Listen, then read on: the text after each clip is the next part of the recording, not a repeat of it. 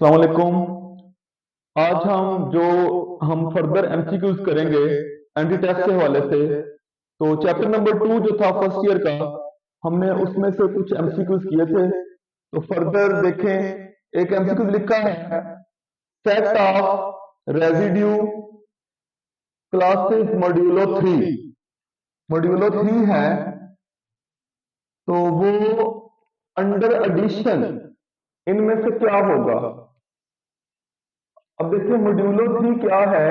जो हमारे पास natural number हैं उनके जो रिमाइंडर्स होंगे 3 के अंदर वो क्या हो सकते हैं। जीरो, इनको ऐसे लिखा जाता है क्योंकि ये रिमाइंडर्स होते हैं, तो इनके ऊपर हम ये लाइन लगाते हैं 0 1 2। ये है मॉड्यूलो 3 क्लास के एलिमेंट। क्वेश्चन ये है, जैसे नंबर 3 या 3 से बड़ा होता है तो हम क्या करते हैं, अगर अंडर एडिशन है तो उसमें से 3 माइनस करके रिमाइंडर लिखते हैं, और अगर अंडर डिवीजन हो तो फिर हम उसको, या अंडर मल्टीप्लिकेशन हो तो डिवाइड करके रिमाइंडर लिखते हैं। तो ये जो एलिमेंट है 0 1 2, ये इनमें से ग्रुपाइड है, सेमी ग्रुप है या अबिलियन ग्रुप है। तो ये इनकी भी डेफिनेशन है। ग्रुपाइड क्या होता है। ग्रुपाइड कोई भी सेट जब क्लोज होता है किसी बाइनरी ऑपरेशन के अंडर, तो वो क्या होता है, ग्रुपाइड। सिर्फ क्लोज हो। क्लोज मीन अगर हम कोई दो एलिमेंट लेते हैं और हम उनके ऊपर वो ऑपरेशन अप्लाई करें, तो क्या होना चाहिए, आंसर उस सेट के अंदर ही रहे, तो वो ग्रुपाइड हो जाएगा। क्या देखते हैं, क्या ये क्लोज है। अगर हम कोई भी दो एलिमेंट लेते हैं, मिसाल के तौर पे 1 + 2, तो ये क्या बनेगा, ये बन जाएगा 3। मॉड्यूल 3 है। जैसे ही नंबर 3 या 3 से बड़ा होगा तो हम उसमें से 3 माइनस करके रिमाइंडर लिखेंगे। नंबर 3 बन गया, इसमें से 3 माइनस कर दें तो क्या आ जाएगा, 0। तो ये 1 + 2 असल में 0 के इक्वल है, तो आंसर उसके अंदर है। अगर हम 2 + 2 कर दें, 2 + 2, ये बन जाएगा 4। नंबर 4 जो है ये 3 से बड़ा हो गया, तो 4 में से हम माइनस करेंगे 3 को, क्योंकि मॉड्यूल 3 है, तो ये आ जाएगा 1। तो आंसर इसके अंदर है। तो ये क्लोज तो है, ग्रुपाइड तो है। आगे चलते हैं, क्या सेमी ग्रुप है। सेमी ग्रुप क्या होगा, अगर एसोसिएटिव लॉ होल्ड करे। ठीक है, अब एसोसिएटिव लॉ देख लें आप। 0 अंडर एडिशन है, plus 1 + 2 is equal to 0 + 1 and +2। Associative law क्या है, इधर एंड वाला दो ब्रैकेट है तो इधर फर्स्ट 2 पे लगा दें। पहले ब्रैकेट को सॉल्व करें।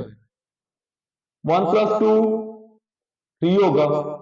नंबर 3 जैसे ही आएगा हम इसमें से 3 माइनस करेंगे, तो ये क्या बन जाएगा, 0। चले ऐसे लिख लें, 0 + 1 1 होगा, 1 + 2।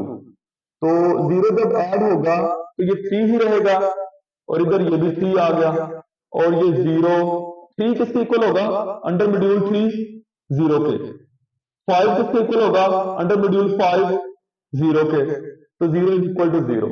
तो एसोसिएटिव लॉ होल्ड कर रहा है, लेफ्ट हैंड साइड और राइट हैंड साइड इक्वल आ रही है, तो सेमी ग्रुप भी है। अच्छा, उसके बाद ग्रुप कब होता है, जब आइडेंटिटी आ जाए उसमें, आइडेंटिटी एलिमेंट। अब आइडेंटिटी क्या होती है, अंडर एडिशन आइडेंटिटी 0 होती है, अंडर मल्टीप्लिकेशन 1 होती है। तो अगर सेट के अंदर आइडेंटिटी भी हो तो वो जाता है मोनाइड। इसके अंदर आइडेंटिटी है, आइडेंटिटी क्या है इसमें, 0 0 इसकी आइडेंटिटी है, तो ये मोनाइड भी हो गया। इनवर्स, हर एलिमेंट का इनवर्स। इनवर्स क्या होता है, जब एक एलिमेंट को दूसरे के साथ ऑपरेट करें तो आइडेंटिटी बने। तो 0 का इनवर्स, 0 को 0 में ऐड करेंगे तो 0 आ जाएगा, 0 का इनवर्स 0 ही है। और 1 का इनवर्स है 2। जब 1 + 2 करेंगे 3, तो वो 3 को 3 में से माइनस करके रिमाइंडर 0। इन दोनों को जब ऑपरेट किया तो 0 आ गया। इसका मतलब है 1 का इनवर्स 2 है और 2 का इनवर्स 1 है। तो चौथी प्रॉपर्टी हो तो ग्रुप हो जाता है। अबिलियन ग्रुप कब होगा, अगर पांचवी प्रॉपर्टी कमोटेटिव लॉ वो भी होल्ड कर जाए। ठीक है।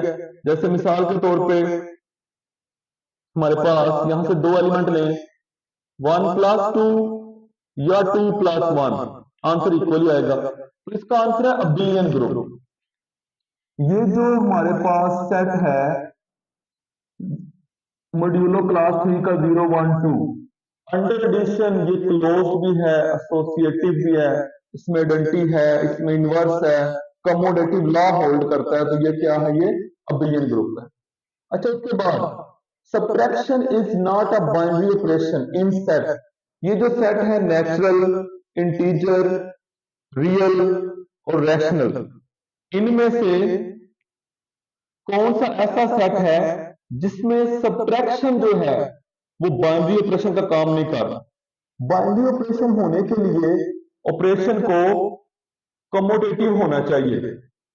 तो ये देखें, अगर हम कोई दो नेचुरल नंबर लें, फॉर एग्जांपल हम दो नेचुरल नंबर ले लेते हैं, एक ले लें कोई भी 2 और 5, ये दो नेचुरल नंबर ले लें। रिलेशन हमारा कौन सा ऑपरेशन है, सबट्रैक्शन।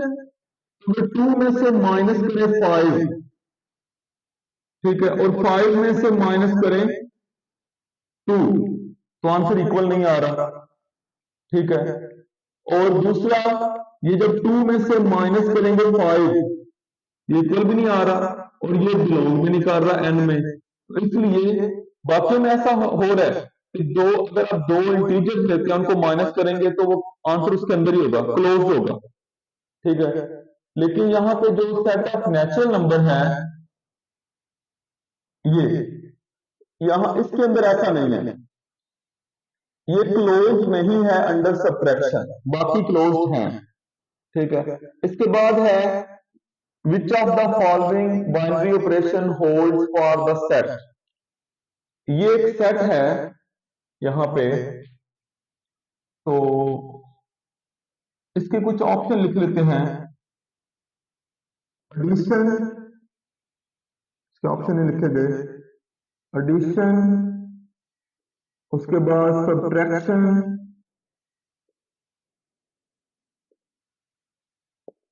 डिवीजन, और जो लास्ट है वो मल्टीप्लिकेशन।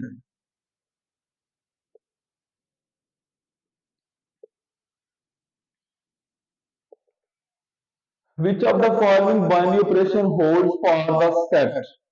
ये एक सेट है 1 ओमेगा ओमेगा स्क्वायर, इसमें एडिशन होल्ड नहीं कर रहा, क्योंकि जब हम 1 के अंदर 1 को प्लस करेंगे तो क्या आंसर आएगा, 2 आएगा। 2 इस सेट में नहीं है, इस सेट के अंदर नहीं है, तो क्लोज नहीं रहेगा।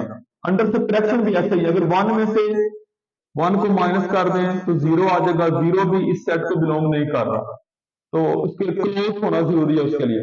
लेकिन डिवीजन और मल्टीप्लिकेशन, इन दोनों के लिहाज से ये सेटिस्फाई कर रहे हैं। मसलन ये देखें, अगर आप इसमें से कोई दो एलिमेंट लेके डिवाइड कर देते हैं, जैसे आप 1 को ओमेगा पे डिवाइड कर दें, 1 और ओमेगा दो एलिमेंट लिए डिवाइड करें, 1 और ओमेगा किसके इक्वल होता है, ये इक्वल होता है ओमेगा स्क्वायर के, क्योंकि ये देखें यहां से जब इधर ओमेगा मल्टीप्लाई होगा तो ओमेगा क्यूब 1 के इक्वल होता है। तो जब इन दोनों को हमने डिवाइड किया तो जो आंसर आया वो सेट के अंदर मौजूद है।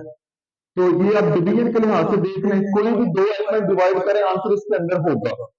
और अंडर मल्टीप्लिकेशन आप कोई भी दो एलिमेंट इसके मल्टीप्लाई कर लें तो आंसर इसके अंदर होगा। जैसे ओमेगा को मल्टीप्लाई करें ओमेगा स्क्वायर से, ओमेगा क्यूब बनेगा तो वो 1 आ जाएगा।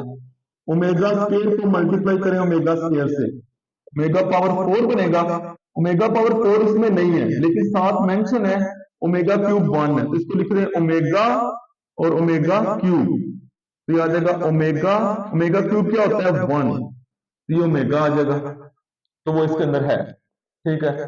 तो ये दोनों जो है डिवीजन और मल्टीप्लिकेशन, ये दोनों बाइनरी ऑपरेशन जो है इस सेट में होल्ड करते हैं।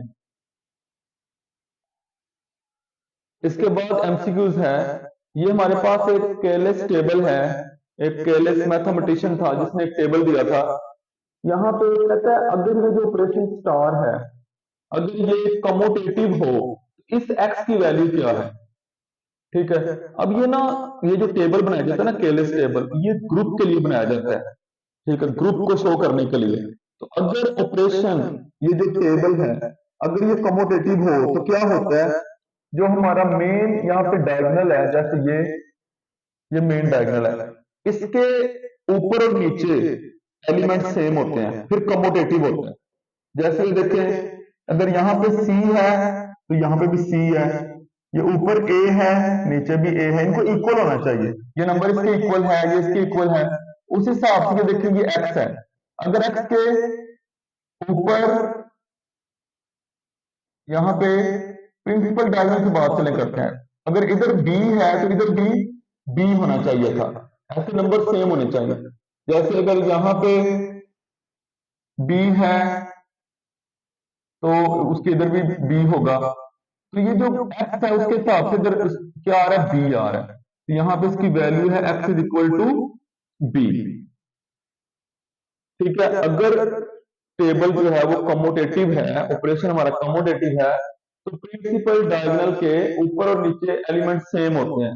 तो ये देखें, सी है, ये भी सी है, ये ए है, इधर भी ए है, इधर बी है तो इधर एक्स है, तो इसका मतलब है बी और एक्स दोनों इक्वल होंगे, तो एक्स इज इक्वल टू क्या आ जाएगा, X is equal to B, तो ये एक्स की वैल्यू आ जाएगी।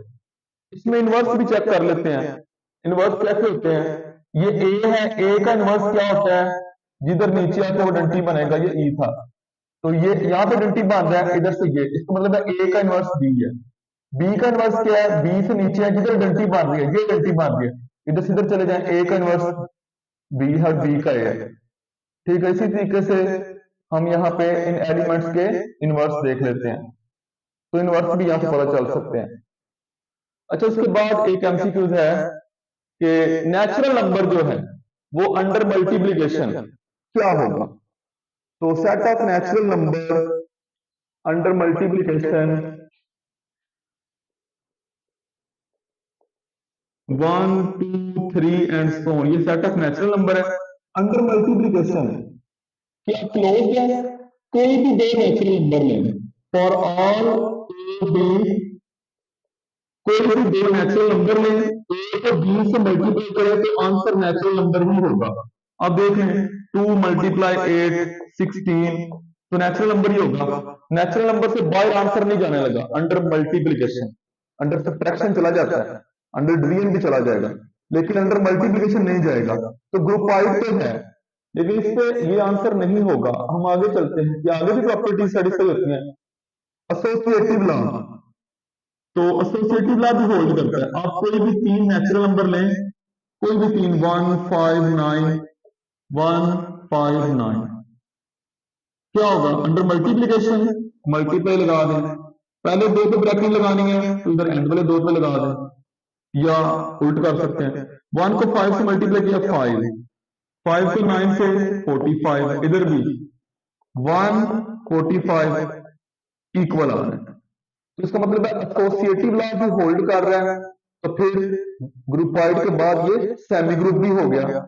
अच्छा, उसमें लिखा है semi group not monoid, semi group तो हो गया, क्या मोनाइड नहीं है, ये देखेंगे। मोनाइड के लिए क्या होगा, तीसरी प्रॉपर्टी आइडेंटिटी, सेट के अंदर आइडेंटिटी भी होनी चाहिए।